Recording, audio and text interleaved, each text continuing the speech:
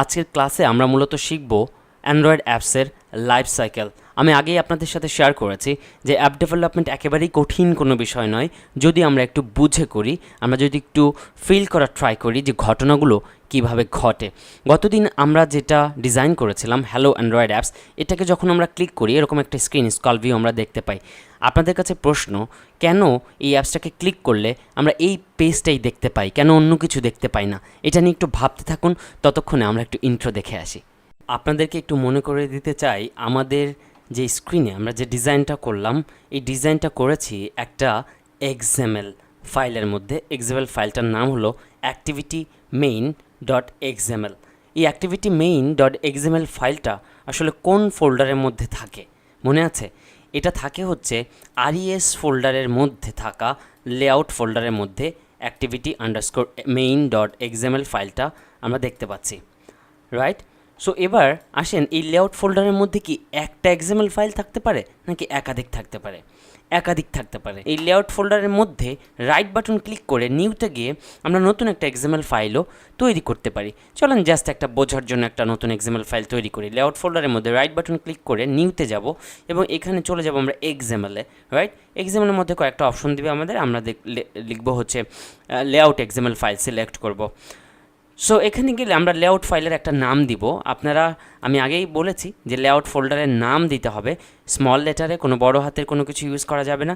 শুধু layout folder না, দেখেন এই আরইএস ফোল্ডার, যেটা আরইএস ফোল্ডারটা দেখতেই পাচ্ছেন, বড় হাতের আর দিয়ে শুরু করতে পারতো, কিন্তু এটা কিন্তু ছোট হাতের স্মল লেটারে লেখা হয়েছে আরইএস, ছোটো হাতের, রাইট?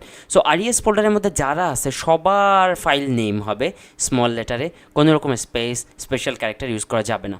সো এই লেআউট ফাইলের নাম দিয়েই চলেন আমরা page 2, right? Page 2 root tag linear layout, এখানে বাই ডিফল্ট যা থাকে থাকুক। এখন কিন্তু আমাদের স্ক্রিনে আর একটা ডিজাইন ফাইল না, একটা এক্সএমএল ফাইল না, এখন আমাদের স্ক্রিনে কিন্তু দুইটা XML file, activity main dot XML, যেখানে আসলে ওই স্ক্রল ভিউ দিয়ে আমরা আগে যে ডিজাইনটা করেছিলাম সেটা আছে, এবং আরও একটা এক্সএমএল ফাইল আছে পেজ 2 ডট এক্সএমএল ফাইল। এবার দেখেন কনফ্লিক্টটা লাগে কীভাবে। এখন যদি আমরা এই অ্যাপসটা রান করি, তাহলে আমরা স্ক্রিনে কোনটা দেখতে পারবো? এক্সএমএল ফাইল তো এখন দুটা, কোন এক্সএমএল ফাইলটা আমাদের স্ক্রিনে প্লে হবে বলেন? একটু চিন্তা করেন তো, কোন এক্সএমএল ফাইল এখন আমাদের স্ক্রিনে প্লে হবে? একটা এক্সএমএল ফাইল আছে অ্যাক্টিভিটি মেইন ডট এক্সএমএল, আর একটা এক্সএমএল ফাইল আছে হচ্ছে পেজ 2 ডট এক্সএমএল। দেখেন আমরা এটা রান করেছি, অলরেডি রান হয়ে গেছে, আপনারা দেখতে পাচ্ছেন আমার ফোনে রান হচ্ছে এবং ভাইজার সফটওয়্যারের মাধ্যমে আপনাদেরকে আমি দেখাচ্ছি। সো এটা যদি এখন আমরা আবার প্লে করি, তাহলে কিন্তু আমাদের স্ক্রিনে activity main dot XML run হচ্ছে, কেন পেজ 2 রান হচ্ছে না, রাইট? এইটা আসলে নির্ধারণ করে, আপনারা জানেন যে আমরা অ্যান্ড্রয়েড অ্যাপস ডেভেলপমেন্ট করছি, এখানে প্রোগ্রামিং ল্যাঙ্গুয়েজ হিসেবে আমাদের বস হচ্ছে জাভা। সো এখানে কোন পেজটা আসলে রান হবে এটা নির্ধারণ করে হলো জাভা। আমাদের জাভা ফাইল কোথায় থাকে একবার মনে করে দেখেন তো? জাভা ফাইলগুলো থাকে হচ্ছে এই যে জাভা ফোল্ডারের মধ্যে, রাইট? জাভা ফোল্ডারের মধ্যে জাভা ফাইল থাকে। So main activity dot Java file, এটাকে যদি আমরা ডাবল ক্লিক করি তাহলে আমরা দেখতে পারবো কিছু লাইন কোড। এখন এই সবগুলো কোড এই মুহূর্তে আমাদের বোঝার সাধ্য নাই, বুঝতে চাইও না, ঠিক আছে? আপনাদেরকে জাস্ট একটা বেসিক একটা লাইন বুঝাই দেই, এটা যে কেউ আপনারা বুঝতে পারবেন। এই মেইন অ্যাক্টিভিটি জাভা ফাইলের মধ্যে আমরা দেখতে পাচ্ছি একটা লাইন, এই যে একটা লাইন দেখতে পাচ্ছেন, এই যে একটা line set content view. Set content view মানে হলো এটার এই যে জাভা ক্লাসটা মেইন অ্যাক্টিভিটি ডট জাভা, এই মেইন অ্যাক্টিভিটি ডট জাভার পেজ ডিজাইন হিসেবে এক্সএমএলের কোন ফাইলটাকে অ্যাসাইন করা হবে সেটা সেট কন্টেন্ট ভিউয়ের মাধ্যমে প্রকাশ করা হয়। তো সেট কন্টেন্ট ভিউ আর এর ফুল ফর্ম কি? বড় হাতের আর এর ফুল ফর্ম হচ্ছে রিসোর্স, যেটা আরইএস ফোল্ডারকে বোঝায়। আর ডট লেআউট মানে কি? এই যে লেআউট ফোল্ডারটাকে বোঝায়। আর dot layout dot activity main, right? তার মানে এই জাভা ফাইলটায় ডিক্লেয়ার করা আছে যে জাভা ফাইলটার এক্সএমএল ফাইল হিসেবে পেজের ডিজাইন হিসেবে এখানে অ্যাসাইন করা আছে অ্যাক্টিভিটি মেইন ডট এক্সএমএল। তাই এই অ্যাপটাকে যদি আমরা রান করি, আমরা স্ক্রিনে পেজ 2 দেখতে পাই না, বরং আমরা দেখতে পাই মেইন অ্যাক্টিভিটির যে ডিজাইনটা সেটা, তাই না? এখন আসেন পেজ 2 এর মুহূর্তে ব্ল্যাঙ্ক স্ক্রিন, কিচ্ছু নাই। আমরা জাস্ট একটা বোঝার জন্য এখানে জাস্ট একটা ইমেজ ভিউ ছেড়ে দিই, হ্যাঁ, একটা ইমেজ ভিউ ছেড়ে দিই, এই জাভাটা একটা ইমেজ ভিউ ছেড়ে দিই। এটা হচ্ছে পেজ 2, রাইট। আর page activity main dot XML এটা হচ্ছে স্ক্রল ভিউ, যেটা আমরা আগে করেছিলাম। এখন আসেন এই যে জাভা ফাইলটা, এই জাভা ফাইলের মধ্যে সেট কন্টেন্ট ভিউ এর মধ্যে লেখা আছে art.layout.activity_main, যেটা আসলে লেআউটের এই ফোল্ডারটাকে ইন্ডিকেট করে। এখানে যদি আমরা চেঞ্জ করে দেই এবং এখানে যদি আমরা বলে দেই page2.xml, রাইট, এখানে এক্সএমএল দেওয়া লাগে না, শুধু page2 সিলেক্ট করে দিলে হয়ে যায়। এবার যদি এই অ্যাপসটাকে আমরা পুনরায় আবার রান করি, এবার বলেন তো স্ক্রিনে কোনটা দেখতে পাবো আমরা? এবার আসলে স্ক্রিনে আর মেইন অ্যাক্টিভিটি এক্সএমএল এর ডিজাইনটা দেখতে পাবো না, এবার আমরা স্ক্রিনে দেখতে পাবো page2.xml এর মধ্যে যে কোডটা লেখা আছে, যে ডিজাইনটা লেখা আছে, সেইটা আমরা স্ক্রিনে দেখতে পারবো। বোঝা গেছে? এই যে দেখেন এখানে কিন্তু page2.xml এর মধ্যে যেই ফাইলটা লেখা আছে সেটা আমরা দেখতে পাচ্ছি, যদিও ওখানে ছবিটা আসলে দেখা যাচ্ছে না। ছবিটার এখানে হাইট হিসেবে আমরা একটা ডিপি দিয়ে দিই, ছবিটা হয়ে গেছে, এখানে তো ছবি দেখতে পাচ্ছি না আমি সামহাও। অলরাইট, সেই সব প্রবলেম পরে যাবে। আমি যেটা বোঝাতে চাচ্ছি সেটা হচ্ছে যে কোন এক্সএমএল ফাইলটা একটা জাভা ক্লাসের ডিজাইন হিসেবে অ্যাসাইন হবে, এইটা আসলে ডিপেন্ড করে এই এই জাভা ক্লাসের মধ্যে এটা ডিক্লেয়ার করা থাকে, তাই না? এই জাভা ক্লাসের মধ্যে আসলে বলে দেওয়া থাকে যে পেজের ডিজাইন কোনটা হবে। এবার মনে করেন যে এই জাভা ক্লাসের মধ্যে মাল্টিপল জাভা ক্লাস আছে। জাভা ক্লাস তো আর একটা থাকবে না, জাভা ক্লাস 5টা 10টা 20টা থাকতে পারে, একাধিক জাভা ক্লাস থাকতে পারে। মেইন অ্যাক্টিভিটিকে জাস্ট কপি করে দেন আবার এটার মধ্যে পেস্ট করতাম এবং একটা নাম পাল্টায় দিতাম, রাইট? কপি, কন্ট্রোল সি দিয়ে কপি করলাম, কন্ট্রোল ভি দিয়ে পেস্ট করলাম, এটার নাম দিলাম মেইন অ্যাক্টিভিটি 2, রাইট? সেম আর একটা মেইন অ্যাক্টিভিটি, একটা মেইন অ্যাক্টিভিটি 2। এবার মেইন অ্যাক্টিভিটি 2 এর মধ্যে art.layout.page2 না দিয়ে এটার মধ্যে দিলাম আমরা অ্যাক্টিভিটি মেইন ডট এক্সএমএল। এখন কিন্তু জাভা ক্লাস দুইটা, একটা হচ্ছে মেইন অ্যাক্টিভিটি প্রথমটার সেট কন্টেন্ট ভিউয়ে ডিজাইন হিসেবে অ্যাসাইন করা আছে page2কে, আর দ্বিতীয়টা হচ্ছে মেইন অ্যাক্টিভিটি 2, এইটার ডিজাইন হিসেবে অ্যাসাইন করা আছে অ্যাক্টিভিটি মেইন ডট এক্সএমএলকে। বোঝা যাচ্ছে? এখন দুইটা জাভা ক্লাসই কিন্তু পূর্ণাঙ্গ। এখন বলেন আমরা যখন ফার্স্ট এই অ্যাপটা লঞ্চ করব, তখন কোন জাভা ক্লাসটা ফার্স্টে লঞ্চ হবে? কোন জাভা ক্লাসটা ফার্স্টে লঞ্চ হবে? একটু আন্দাজ করেন তো আপনারা, একটু ব্রেন খাটানোর ট্রাই করেন। কোন জাভা ক্লাসটা লঞ্চ হবে, কেন লঞ্চ হবে? আমরা দেখতে পাচ্ছি এখানে এটা লঞ্চ হয়েছে, মেইন অ্যাক্টিভিটি লঞ্চ হচ্ছে page2 যেটা আছে, তাই না? page2 যেটা আছে, আমরা কাজ করি এইটাকে অ্যাক্টিভিটি মেইন দিই আর এইটাকে page2 দিই, রাইট? যাতে বোঝা যায় পরে কোনটা বানাইছি আর আগে কোনটা বানাইছি। এটাকে page2 দিই, রাইট? এবার আমরা এটাকে যদি ক্লিক করি, দেখেন আমাদের কিন্তু লঞ্চ হবে আলটিমেটলি, আমাদের এখানে লঞ্চ হবে ultimately fresh Java class main activity dot Java, right? এবং মেইন অ্যাক্টিভিটি ডিজাইন হিসেবে যেহেতু এই যে activity underscore main dot XML assign করা আছে, তাই আমরা এই ডিজাইনটাই দেখতে পাচ্ছি। এবার আমাকে বলেন কেন first time main activity 2 launch না হয়ে মেইন অ্যাক্টিভিটি প্রথমটা লঞ্চ হলো? অলরাইট, আপনাদের হয়তো মনে থাকার কথা, আমি একটা গল্প বলেছিলাম। একটা সাম্রাজ্যের একটা রাজা থাকে, সেই রাজা আসলে বড় বড় সিদ্ধান্তের পারমিশন দিয়ে থাকেন, তাই তো? এখন ধরেন রাষ্ট্রে যখন যুদ্ধ বেঁধে যায়, সেনাপতি যখন যুদ্ধে যাবেন তখন আসলে রাজার পারমিশন নিতে হয় বলেছিলাম। আবার সেই রাজা গ্রামে যদি কোনো মুরগি চুরি হয়, সে মুরগি চুরির মতো সামান্য ঘটনার হিসাব নিকাশ রাখেন না। তো বড় বড় সিদ্ধান্তের পারমিশন দেয় হচ্ছে আমাদের কিং বা রাজা। মনে আছে আমাদের কিংকে? আমাদের কিং হচ্ছে manifest dot XML. Alright, so আমাদের যেহেতু দুইটা জাভা ক্লাস আছে, একটা মেইন অ্যাক্টিভিটি এবং মেইন অ্যাক্টিভিটি 2, কোন জাভা ক্লাসটা ফার্স্টে লঞ্চ হবে এটা একটা বিশাল বড় সিদ্ধান্ত, রাইট? একটা পেজের মধ্যে ধরেন ডিজাইন করা আছে আপনার লগ ইন পেজ, রাইট? একটা পেজের মধ্যে আপনার মেইন অ্যাক্টিভিটি, একটা পেজের মধ্যে বাটন, এভাবে আপনি আলাদা আলাদা ডিজাইন করছেন। কোন জাভা ক্লাসটা ফার্স্টে লঞ্চ হবে এটা কিন্তু একটা বড় সিদ্ধান্ত। এই বড় সিদ্ধান্তটা দেয় হচ্ছে কে? ম্যানিফেস্ট। আমাদের বোঝার দরকার নাই, যেহেতু এটা একা একাই তৈরি হয়ে যায়, আপনাদেরকে জাস্ট লাইফ সাইকেল বোঝানোর জন্য এটা বোঝানো জরুরি।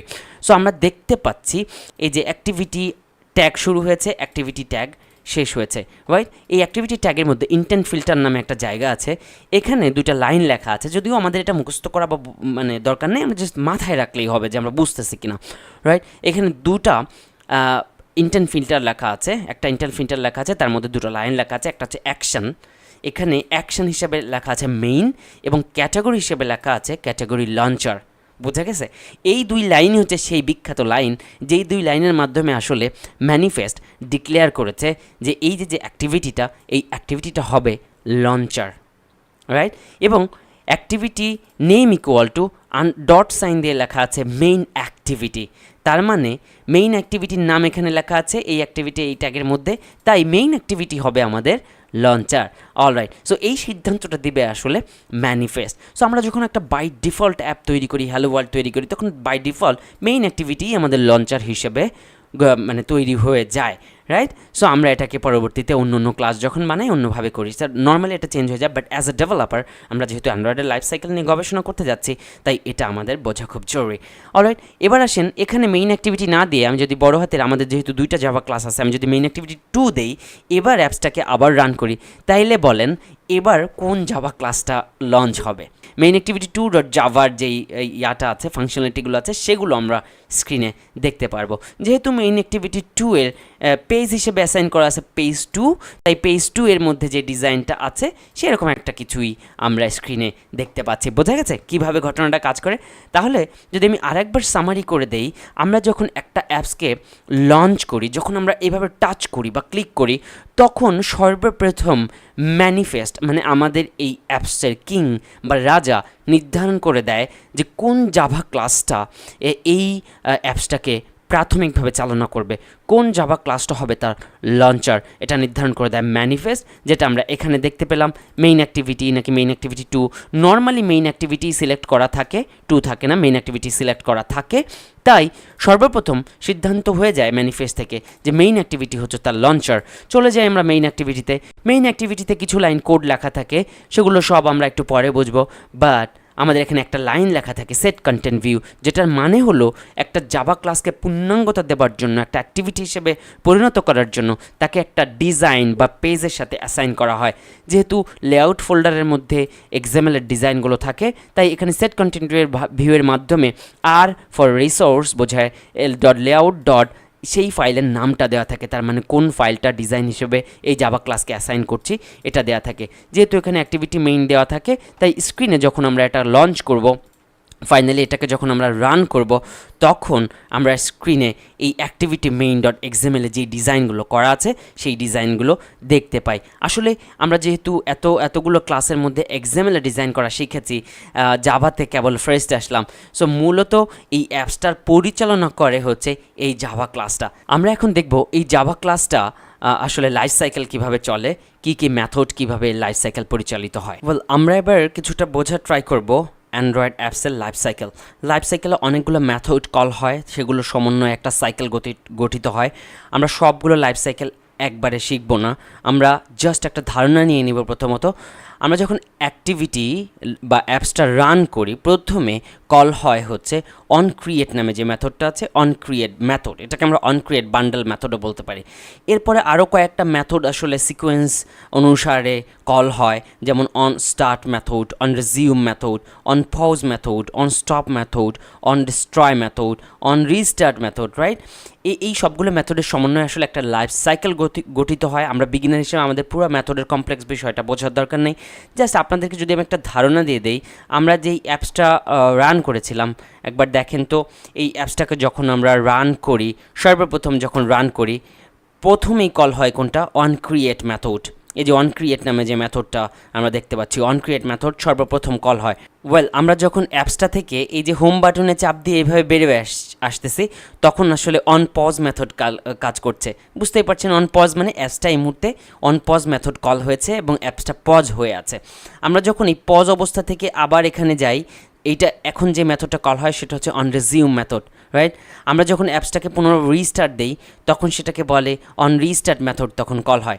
এভাবে প্রত্যেকটার একটা মানে ব্যবহার আছে, on restart method, on resume method, on stop method, এবং ফাইনালি অন ডিস্ট্রয় মেথড। কোথায়? On destroy method. আমরা যখন অ্যাপসটাকে এই যে এই বাটনে চাপ দিয়ে, এইভাবে চাপ দিয়ে কোন দিকে, এদিকে সরাই দিয়ে, কোন দিকে সরাতে হয়, রাইট? উপরের দিকে চাপ দিয়ে বা এই বামে সরায়, এটা কি হলো? ডিস্ট্রয় করে দিলাম।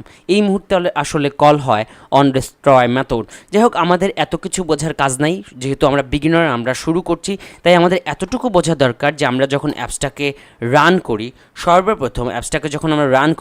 সর্বপ্রথম যে মেথডটা কল হয় সেই মেথডটাকে বলা হয় on create method. On create মেথডকে আমরা অন ক্রিয়েট বান্ডেল মেথড বলেও ডাকি। অলরাইট, সো আমরা যখন জাভা ক্লাসটার মধ্যে যাই, এই যে মেইন অ্যাক্টিভিটি ডট জাভা, এই জাভা ক্লাসটার মধ্যে গেলে আমরা একটা মেথড দেখতে পাচ্ছি, মেথডের উপরে লেখা ওভাররাইড, রাইট? এগুলো আমাদের লিখতে হবে না, আমরা মূলত আমাদের পরবর্তী কোড লিখবো, বাট এই সব মেথড ট্যাথড এগুলো আমাদের লিখতে হবে না, এগুলো জাভাতে লেখাই থাকে, আমরা জাস্ট স্পিক করব। আমাদের জাস্ট বোঝা দরকার কোনটার ব্যবহার বা কোনটার কাজ আসলে কী। অলরাইট, এইটা হচ্ছে অনক্রিয়েট বান্ডেল মেথড, দেখতে পাচ্ছেন এই যে অনক্রিয়েট নামটা খেয়াল করেন, অনক্রিয়েট এই মেথডটা এই যে সেকেন্ড ব্র্যাকেট দিয়ে শুরু হয়েছে, এই যে সেকেন্ড ব্র্যাকেটে এখানে যদি আপনি কার্সর রাখি তাহলে দেখব এখানে শেষ হয়েছে, রাইট? এইটুকু মূলত একটা অনক্রিয়েট বান্ডেল মেথড। এই দুইটা সেকেন্ড ব্র্যাকেটের মাঝখানে আসলে কোড লেখা হয়, তাই না? এই দুইটা সেকেন্ড ব্র্যাকেটের মাঝখানে যে খালি অংশ, এই খালি অংশের মধ্যে মূলত কোড লেখা হয়। এখানে দুটো লাইন কোড লেখাই থাকে, সুপার ডট অনক্রিয়েট এবং finally set content view. Set content ভিউর সম্বন্ধে আমরা পরিচিত হয়েছি। সেট কন্টেন্ট ভিউর কাজ হচ্ছে এই জাভা ক্লাসটার পেজ বা ডিজাইন এক্সএমএল ফাইল হিসেবে কোনটা অ্যাটাচ থাকবে সেটা ডিফাইন করা, এবং এই পরবর্তী থেকে এখান থেকে আমরা আসলে জাভা ক্লাসের বিভিন্ন রকম কাজকর্ম শুরু করব। তার মানে আমাদের অনক্রিয়েট মেথড এটা এবং এটা। আমরা যেহেতু এতটুকু জানলাম যে একটা অ্যান্ড্রয়েড অ্যাপসকে যখন আমরা ফার্স্টে চালনা করি, সর্বপ্রথম যখন অ্যাপসটাকে রান করি, প্রথমেই কল হয় অনক্রিয়েট মেথড, তাই না?